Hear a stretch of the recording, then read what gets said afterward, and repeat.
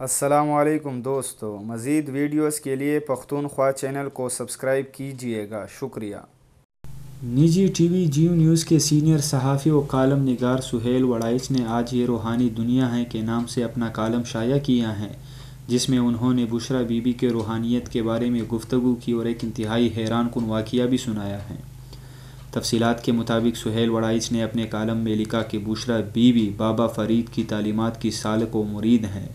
جب Bushra be be کا دل خود پھرا تو ان کی روح میں ایمان کی روشنی سرایت کر گئی، ان کا باطن روشن ہو گیا۔ دنیا انہیں کاٹ کھانے کو توڑنے لگی تو وہ جوتے اتار کر ننگے پاؤں لاہور سے پیدل ہی پاک پتن روانہ ہو گئی۔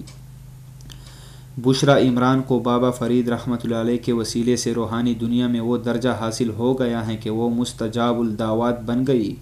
احسن جمیل اقبال کے نانا بھی ولی اللہ تھے۔ احسن جمیل کو جگر کی بیماری ہوئی تو جگر کی تبدیلی کے لیے امریکہ میں پورا 1 سال مقیم رہے، مگر ویٹنگ لسٹ بہت لمبی تھی۔ ایک روز بشریٰ بی بی سے بات ہوئی تو احسن جمیل نے بتایا کہ فہرست بہت لمبی ہے، دعا کریں۔